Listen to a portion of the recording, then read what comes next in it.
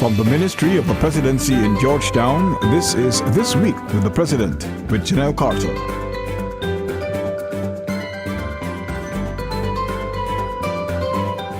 Welcome to another edition of This Week with the President, a weekly news magazine which provides you with an in-depth look at the policies, programs, and work of the President of Guyana in his quest to realize the good life for all Guyanese. I'm your host, Janelle Carter.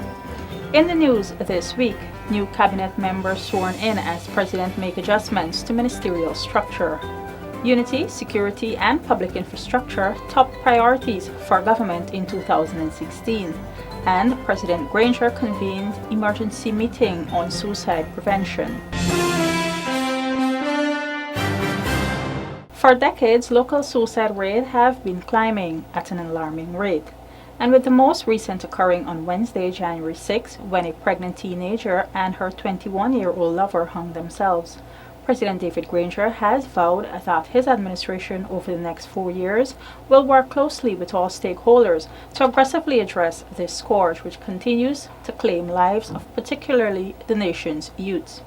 Following this incident, which sent shockwaves through the East Bank Barbies and the country at large, President Granger convened an emergency meeting with Minister of Public Health, Dr. George Norton, Minister of Social Protection, Ms. Valda Lawrence, Minister of Social Cohesion, Ms. Amna Ali, Minister within the Ministry of Health, Dr. Karen Cummins, Minister within the Ministry of Indigenous Peoples Affairs, Ms. Greta Lowe, and Minister within the Ministry of Communities, Ms. Dawn Hastings, at the Ministry of the Presidency. The team at that meeting formulated a plan of action which is intended over the next 4 years to effectively identify and address the root causes. I'm concerned as President that Guyana has a higher rate than other countries. It's not as though there is an average around the world and we are just average. We are above average, and that is disturbing. So, in answer to your question, I would say that there are certain predisposing factors in Guyana, whether they're social or cultural or economic or geographical. There are certain factors in Guyana which maybe encourage or facilitate young persons particularly to commit suicide. And those factors are perhaps more prevalent in Guyana than other places. And I intend to find out why we have so many suicides. And once we identify those factors, try to use governmental action and try to get the efforts of civil society and households to bring an end to the scourge. With the issue making headlines over the past few days, the President was questioned on his administration's plan to address it on his weekly program, The Public Interest. In response, the President, while acknowledging that the state alone cannot bear the burden of counseling, called on parents, guardians, teachers, and church leaders to be more sensitive and understanding of emotional matters that affect young people.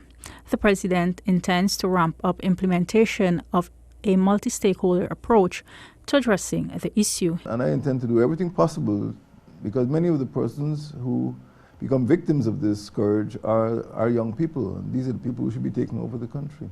He went on to explain that the circumstances and conditions under which people live will have to be examined to understand the underlying factors responsible for the high suicide rate. Also coming out of the meeting, the President has been briefed on the current implementation status of the Guyana National Suicide Prevention Strategy, which was launched by the Ministry of Public Health in September last year. The strategy was launched with the aim of accelerating government's response to ongoing problems. In addition, the President was giving updates on the work being done within the other subject ministries. The role of the press in any country can never be underestimated, as media workers play an integral role in shaping the way people think and understand issues that affect their everyday lives. It is for this reason President Granger has committed to working with the local media corps to strengthen the area of training, accuracy, and high ethical standards. And in an effort to enhance the work in this field, the President has pledged monetary support from the government to the Guyana Press Association. Let's take a look at how the new administration plans to work with the local media fraternity in an effort to serve Guyana well. President Granger's strong position on an independent and responsible media corps was heavily influenced by his years as a media practitioner, having founded the Guyana Review News magazine in 1992 and served as its managing editor. While he has pledged to support training for media practitioners, the president has indicated that there are no strings attached to financial support and said that a free and unfettered press is critical to the development of Guyana. The president forwarded a call on the media to truthfully and critically examine the work of his administration so that they can help the government to improve their performance. I'm committed to publishing, I'm committed to the press, I'm committed to the media. Because I believe that no government could afford to do without the media, truthful media, even aggressive media. Once the Guyana Press Association is prepared to mount these seminars, maybe at least one a quarter, the state will help. Without intervening in the actual program or the doctrine, the state will assist you to get the journalists together and to look after the logistics. With democracy as a watchword of the new administration, the president said he has no intention of being at the helm of any administration that is not open to criticisms. I expect that the relationship between the state and the media will continue to develop on the basis of mutual respect. You write the truth and help us to help the state, help the government to improve its performance. Re-emphasizing his commitment to the media, the president said as a government they cannot afford to be without a truthful and aggressive media corps. He further clarified that while the commitment is there, his administration will not in any way impose itself and ideas in journalism, but instead they will seek to provide a platform on which young journalists can better learn their profession. Speaking to the issue of training, the president said it is important that persons in any field be trained and that they abide by certain ethical standards. And we need to have that sort of rigor. Just as a surgeon is held to certain professional standards, just as an airline pilot is held to certain standards, just as a judge of the appeal court is held to certain standards, because they are professionals, journalists must be held to certain standards, because they too are professionals. I regard journalism as a profession, not a walk you do till something comes along. Outlining his hope for this year, the president expressed the wish for a stronger relationship to be built between his government and the media. Meanwhile, member of the Guyana Press Association, Ravin Singh, who spoke on behalf of the association, expressed heartfelt gratitude to the administration for its commitment. We welcome any form of support that you will render to the Guyana Press Association. It is much needed. You know, for years the media fraternity has struggled in terms of training and so on. So we welcome this with open arms, and we thank you for your continued support. We know that this will come with no strings attached and that we will be allowed to function independently as we continue to lend support to the government, the state, and the people. The media brunch was for years regarded as a tradition by past presidents. However, after a hiatus of several years, President Granger has committed to hosting the function at least at the beginning of every year. After careful assessment of the coalition's 7 months in office, President Granger has taken a proactive decision to implement some necessary adjustments to the administration's ministerial structure to meet the country's ever-changing national needs. The head of state announced these adjustments late last year, though he made it clear that these changes do not involve any changes in his cabinet and does not mean that there is an increase in the size of the cabinet or that it had been reshuffled. It is instead a step towards developing capacity in certain policy areas. With the adjustment also came the introduction of the Ministry of Telecommunications, which will be headed by Mistress Cathy Hughes. Additionally, the Ministry of Governance and the Protection of National Patrimony has been renamed the Ministry of Natural Resources, with Minister Raphael Trotman at its helm and Minister Simona Brooms as the minister within that ministry. Much of what she'd likely to be involved in the Ministry of Natural Resources would be on the protection of our working people. We were very upset at the lawlessness in the mining sector, particularly the disaster at Madia in which 10 persons were killed. And my main, I would say, mandate or my main directive to her would be to pay attention to the protection of lives in the mining sector. And of course she has a a reputation for protecting young girls from trafficking and other abuses. Meanwhile, Minister within the Ministry of Communities, Mr. Keith Scott, has been reassigned to the Ministry of Social Protection by Ms. Valerie Patterson, who was sworn in as his replacement. The new minister was administered the oath of office by President Granger on Wednesday. I'm very honored to be appointed to the Ministry of Communities. First of all, I'm honored because of the confidence that the President has placed in me. I know it's a ministry that has a lot of work. I am always a hard-working person, and I don't intend to stop now. I am promising the people of Guyana that better will come, and that some of the objectives that we have and we want to see become a reality in this ministry will become.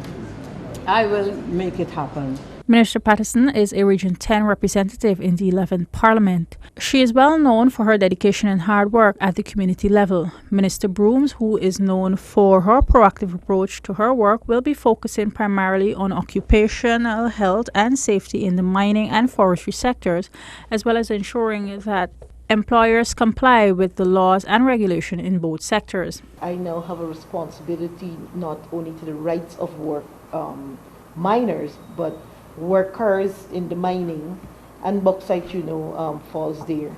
So myself and the minister responsible for labor will have more collaboration. Over the last 7 months, Minister Brooms has earned a reputation as a passionate advocate for workers' rights, and she plans to pursue her new role with the same fervor and commitment. 2016 has been designated the Year of National Renaissance, and in an effort to restore Guyana and its people, the government will be focusing on national unity, security, and public infrastructure, so as to ensure that every Guyanese gets the good life that has been promised to them. Here is more of the government's plan as Guyana moves into its 50th year of independence.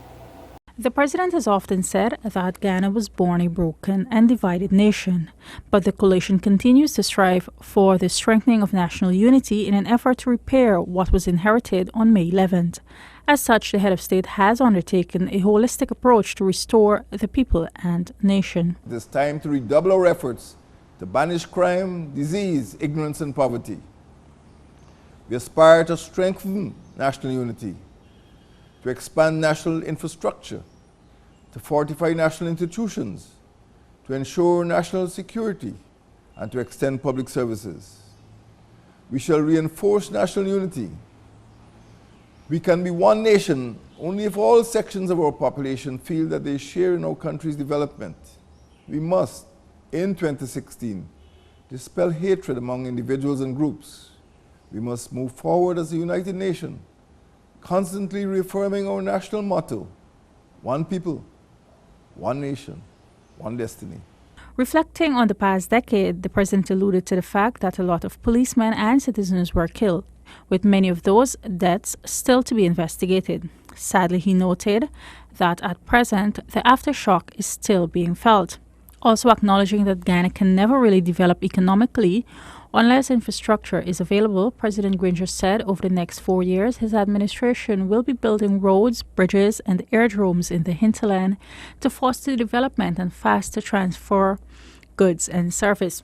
We shall continue to work to ensure public trust by improving and extending education, health, sanitation, water supply, electricity services, affordable housing, social protection to the vulnerable, and decent working conditions to everyone. Public services must also include happy households in safe communities with adequate facilities for recreation. Guyanese, the new year 2016 will bring us closer to the goal of realizing our mission. Our mission is to remake Guyana as the most beautiful, the most bountiful, and the greenest country in the Caribbean. Meanwhile, with the launch of the 50th Independence Anniversary program, President Granger announced several appointments for national awards. This year, 12 groups will be receiving the fifth highest award, the Medal of Service, for 10 years of dedicated public service, local government service, service to industry, service to trade unions, or other areas of community service. The awardees include the African Cultural and Development Association, the Burroughs School of Art, the Guyana Veterans Legion, the Makushi Research Unit, Ming's Products and Services Limited, the National Dance Company, the Rose Hall Town Youth and Sports Club, Rosehead Baptist Church Skills Training Center Incorporated, the South Central People's Development Association, the Theatre Guild, and the Guyana Central Assembly of God Church, and the Guyana Islamic Trust. Also, while many persons rang in the new year at the launch of Guyana's Jubilee celebration and at the usual social gatherings, President Granger started the new year at the Church of Transfiguration on Mandela Avenue. What does the president do all week? Let's take a look inside his diary. On January 6, the president met with senior officials of United States oil and gas giant ExxonMobil, who provided him with an update on the company's operations in Guyana. The company started oil and gas exploration in Guyana on March 5, 2015, drilling offshore in the Liza-1 well in the Stabroek Block. Exxon continues to be optimistic and positive. They're still in the exploratory phase. But what I can say is that so far the results have been very favorable. According to ExxonMobil's president, Mr. Stephen Greenlee, the company is likely to have a growing presence in Guyana in the coming months, and indicated that he is confident in their ability to bring value to the country. As we've gone out and acquired seismic data and are preparing for a second drilling campaign, I wanted to share the president of our commitment to the project. Wanted to update him on what our future activities were going to be, both in the discovery that we've made and also in some future exploration. And wanted to talk to him about some of the work that is getting underway on socioeconomic development issues and all that. On the same day, the president met with officials from Qualfund Guyana Incorporated, chairman of the Private Sector Commissioner, Major General retired Norman McLean, and Minister of Business Dominic Gaskin also attended that meeting. The objective of the meeting was to bring the president up to date on the company's operation and to inform him of future plans. The head of state also received a courtesy call from U.S. Ambassador to Guyana, His Excellency Mr. Perry Holloway, who expressed hopes of continued fruitful relations between the two nations in 2016. I just came by today, first of all, to wish the President and the government of Guyana and the people of Guyana a very happy new year. I'm looking forward to a very productive year. I think relations between our two countries are fantastic right now, and I'm sure they'll continue. We've got a lot of areas of mutual interest we talked about. We talked about security, we talked about energy, we talked about international issues, that are of interest to the whole world. So again, it was mainly just to come by to start the new year off and touch base with the President. On Thursday, President Granger received a courtesy call from Sheikh Fayed Mohammed Said of the United Kingdom, who presented him with a copy of the Holy Quran.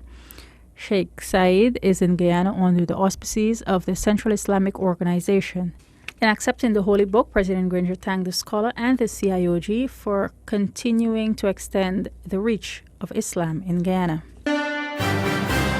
And now, stay with me as we give you a closer look at Guyana's chief citizen, President David Granger. Coming from a military background after spending more than half of his life as a soldier and rising to the highest office of the land, one may want to think of President Granger as a strict disciplinarian. This week, we will give you an opportunity to see him through the eyes of his wife, First Lady Mistress Sandra Granger, as she shows you the man behind the title.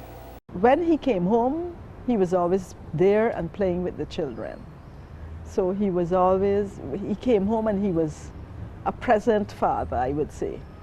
Putting the notion to rest that President Granger is a stern disciplinarian, the First Lady said as parents they allow their two daughters to be outspoken and to become independent thinkers, while at the same time teaching them that each choice has consequences. This soft fatherly side of the president is often displayed in his many public outings, as he seems to light up at the sight of children and often makes a special effort to interact with them. Mrs. Granger also believes that a strong quality her husband possesses is his ability to listen. I think he's an easy person, a thoughtful person. He's not loud or aggressive. He listens. He might not agree with you, but he listens. And he knows I might not agree with him, but I listen. You know, so I think we are equal in that regard. We are different personalities in a sense. But I think over the years we have managed to complement each other. So always keep in mind that behind the title and the often serious demeanor, President Granger can be considered a gentle giant among men, with a warm smile, who has the best interests of all Guyanese at heart. That brings us to the end of this edition of This Week with the President. Thank you for joining us. For regular updates on the Ministry of the Presidency, visit our website www.motp.gov.gy. Like our Facebook page, Ministry of the Presidency, and follow us on Twitter and Instagram at MOTP Guyana. I'm Janelle Carter. Do have a safe and productive rest of the week. Goodbye.